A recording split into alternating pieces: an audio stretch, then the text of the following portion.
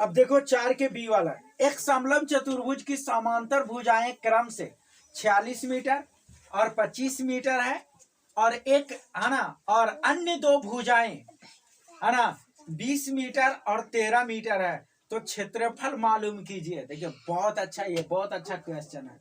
देखो कैसे करना है इसको, ठीक है ना। देखो एक समलंब चतुर्भुज है, ठीक है ना। तो समलंब चतुर्भुज में ऐसी कुछ भुजाएं हैं,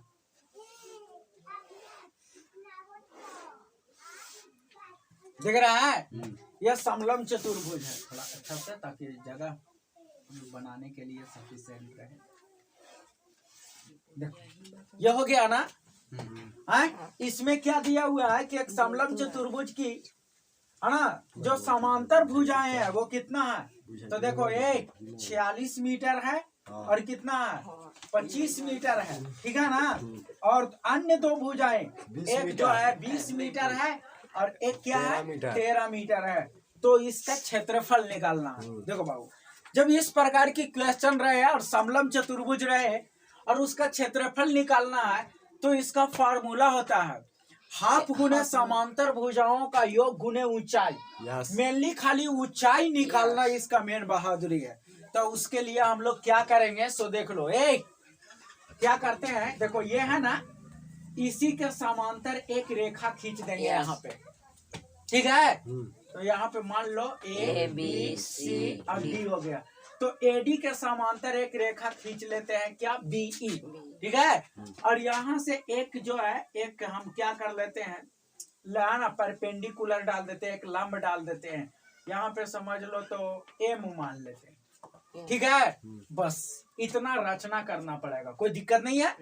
तो जब इसके समांतर हम ये किए तो ये कितना है 13 मीटर, तो ये वाला भी कितना हो जाएगा 13 मीटर, ठीक है।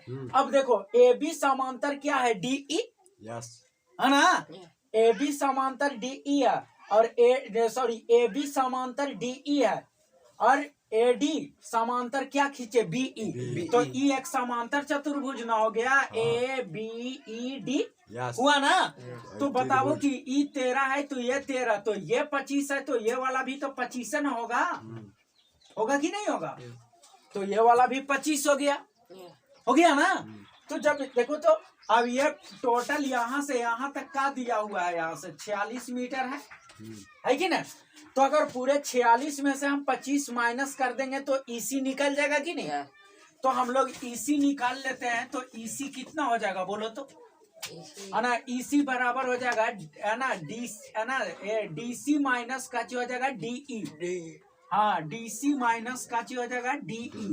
तो डीसी कितना है 46 मीटर, आ रहा है समझ में। 46 मीटर है और माइनस डीई कितना है 25 मीटर है।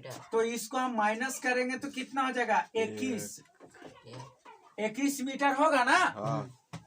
बस समझ में आया। चलो तो ये वाला आ गया बाबू, कितना आ गया 21 मीटर, कितना आ गया 21 मीटर, ठीक है ना। हाँ एच हो।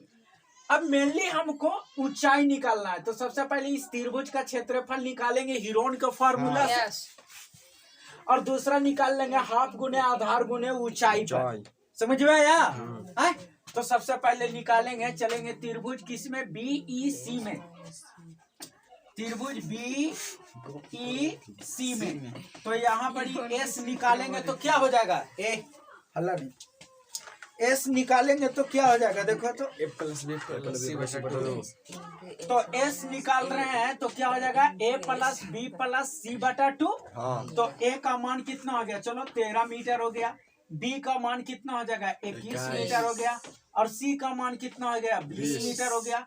अब बटा कितना हो गया 2 हो गया। तो देखो 13 है ना, तो यहाँ 20 और 20 और 21 41 हो गया ना। 41 और 13 कितना हो जाएगा, तो 41 और 10 51 और 3 54 हो गया ना। तो 54 बटा 2 कितना मीटर, ये कितना आ जाएगा 27, यानी कितना आ जाएगा 27 मीटर। एस ना आ गया। अब हम लोग त्रिभुज का क्षेत्रफल निकाल लेते हैं। त्रिभुज क्या हो गया बीईसी का क्षेत्रफल, तो शॉर्ट में लिखा हुआ रहता है एरिया ऑफ ट्राइंगल बीईसी, ठीक है।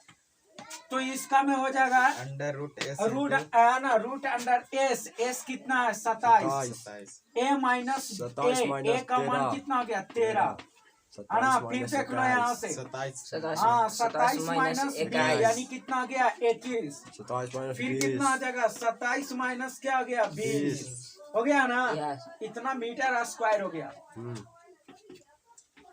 27 हो गया। इसको घटाएंगे तो क्या आ जाएगा बोलो तो 14 आ जाएगा। हाँ 4 हो गया, ये हो गया। फिर इसको कर देंगे तो कितना 6 हो गया, इसको कर देंगे तो 7 हो जाएगा ना। इतना मीटर स्क्वायर हो गया। मेनली खाली ऊंचाई ही निकालना मेन बहादुरी है, क्वेश्चन में कोई जान नहीं है, खाली ऊंचाई निकाल लिया हो गया। अब ऊंचाई निकालने के लिए इतनी प्रक्रिया करना पड़ रहा है, ठीक है। अगर ऊंचाई दे रहता फार्मूला लगाते आंसर आ जाता। समझ में आ रहा है कि नहीं? हाँ ये सब क्वेश्चन पर जरा ध्यान दिल करो। अभी कितना हो जाएगा से देख लो। इसको अगर हम तोड़ेंगे तो देखो 3 गुने 3 होगा कि ना, 3 तिया 9 9 तिया 27 हो गया। इसको कर देंगे तो 7 गुने 2 यानी 2 7 14 हो गया ना। और ये 3 दूना 6 हो गया कि नहीं, और गुने 7 हो गया। सबको तोड़ दिए। अब 2 गो पर एगो निकालिए, 2 गो 3 पर 1 3 निकल गया, ये 3 है और ये 3 है, फिर एगो निकल जाएगा, ये 7 और ये 7, एगो 7 निकल जाएगा, ये 2 और ये 2 सब निकल गया। तो 3 तिया 9 है ना, और 9 से 63 हो गया ना। 63 में 2 से गुना कर दो कितना हो गया 6 गुना 12 126 आ गया है ना।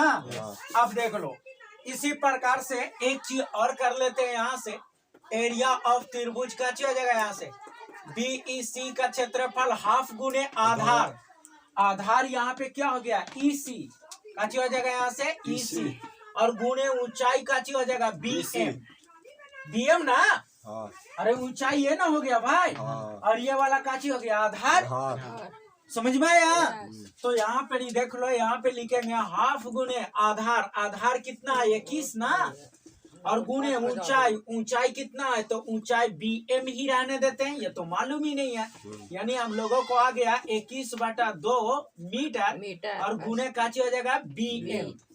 देखो बाबू ये समीकरण 1 हो गया और यहाँ पे क्या हो गया 2। समीकरण 1 और 2 से देखो ये भी इसी BEC का क्षेत्रफल भी यही है, और ये वाला भी आया है वो BEC का ही क्षेत्रफल है।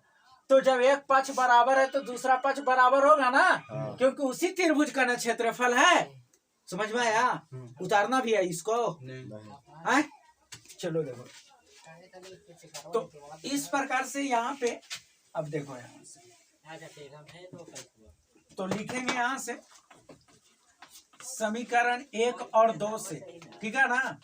तो समीकरण 1 और 2 से अगर हम लोग कर रहे हैं तो देखो इतना बराबर ये होगा कि नहीं।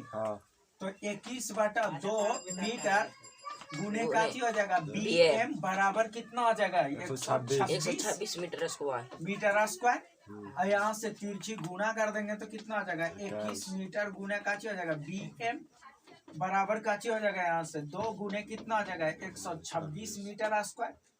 तो BM बराबर क्या हो जाएगा यहाँ पे 2 गुने 126 बटा कितना हो जाएगा 21 है ना। ये मीटर से एगो मीटर काट जाएगा तो 1 ही मीटर में रहेगा।